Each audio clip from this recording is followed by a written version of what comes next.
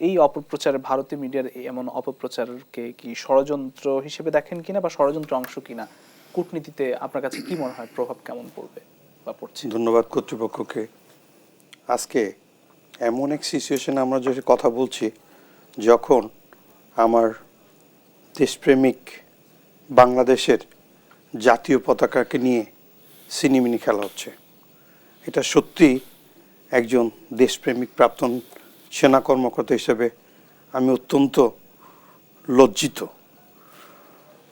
ভারতের এই আচরণ আস্তে আস্তে বিভক্তি বাড়বে, এটাতে সমস্যা সমাধানের পথ উন্মুক্ত করবে না। প্রথমত কিছু তরিকার মাধ্যমে আসি।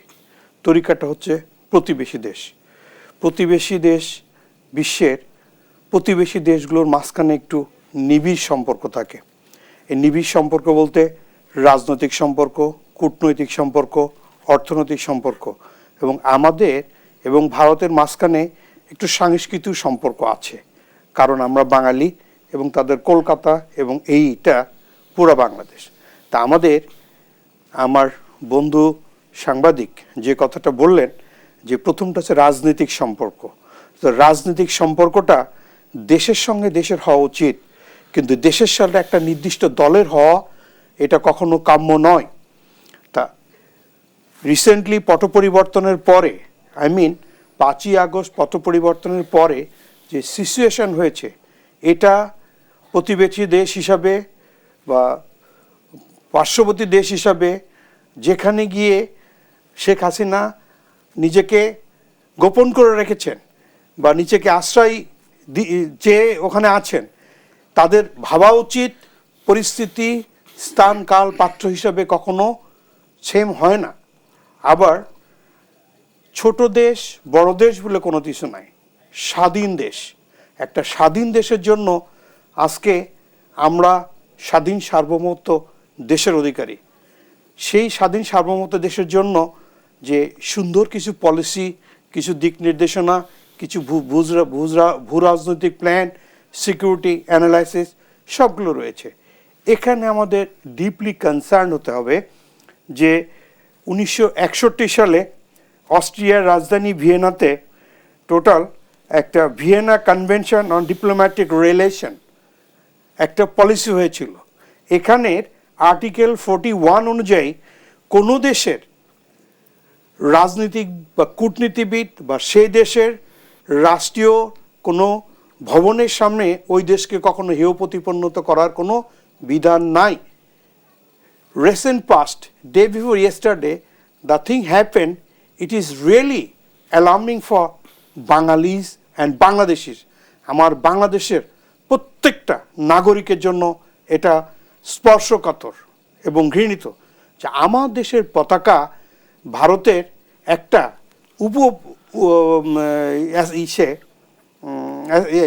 তাদের যে আমাদের যে অফিসটা আছে কলকাতা অফিসের সামনে, উপ হাই কমিশনের সামনে তারা পুড়িয়েছে। এটা কখনো অ্যাকসেপ্টেড না। কূটনৈতিক শিষ্টাচার বহির্ভূত আচরণ কখনোই গ্রহণযোগ্য নয়। সম্প্রতি বাংলাদেশের এই পতাকা পোড়ানো, যেটা আমি প্রথমেই শুরু করেছি, ভারতের এই আচরণ বিভক্তি বাড়বে। এই প্রবলেম যদি সলভ করতে হয়, সলভ করার জন্য বসতে হবে কূটনৈতিক টেবিলে। আমার বন্ধু যেটা বললেন কূটনীতি বিষয়ে যারা বিজ্ঞ, তাদেরকে নিয়ে যে পরিচালনা করা হয় তারা হচ্ছে কূটনৈতিক শিষ্টাচার বহির্ভূত কোনো আচরণের স্কোপ নাই। এখানে ইমোশনের কোনো কথা বলার স্কোপ নাই। বাস্তবতার প্রেক্ষাপটে মেনে নিয়ে চলতে হবে। যেমন রাজনীতি, অর্থনীতি, সামরিক নীতি, সামাজিক নীতি, প্রত্যেকটা জিনিসকে ইম্পর্টেন্ট দিয়ে সামনে দিয়ে এগোতে হবে। বাট ভারতের বিভিন্ন মিডিয়া বা মাধ্যম যেটা কাজগুলো করছে, এই যেটা চিন্ময় ব্রহ্মচারীকে নিয়ে যে তারা তথ্যপত্র করতে যাচ্ছে, এটা বড় অ্যালার্মিং। একটু আমরা রিসেন্ট পাস্টের দিক বা বর্তমান পিছিয়ে যাই, প্রত্যেকটা জায়গায় মাইনরিটি, মানে যারা আধিপত্যর দিক দিয়ে জনসংখ্যার দিক দিয়ে কম, তাদেরকে বলা হয় মাইনরিটি। শ্রীলঙ্কাতে যায় তামিলদের বলা হয় মাইনরিটি। ভারতে যায় খ্রিস্টান বা মুসলমানদের বলা হয় মাইনরিটি। বা বাংলাদেশ বা পাকিস্তানে যদি যায়, এখানে হিন্দু বা খ্রিস্টান তারা হচ্ছে মাইনরিটি, মানে অল্প সংখ্যক বসবাস করে, কিন্তু তাদেরও পূর্ণ রাজনৈতিক অধিকার আছে, সামাজিক অধিকার আছে, রাষ্ট্রীয়গত অধিকার আছে। তো এইটাকে ওই যেটা বলা হয় যে এই ইস্যু নিয়ে ঘোলাচলে মাছ শিকার করার কোনো স্কোপ নাই। এখন আমাদের এই প্রতিবেশী রাষ্ট্র তাদের সঙ্গে তীব্র প্রতিবাদ জানায় যে এম্বাসির সামনে, আমাদের যে ডেপুটি এম্বাসির সামনে, অ্যাম্বাসেডারের সামনে যে আমাদের পতাকাগুলো ছেঁড়া হয়েছে, এটা অত্যন্ত ঘৃণিত। এর জন্য ধিক্কার জানায়, এর জন্য প্রতিবাদ জানায়।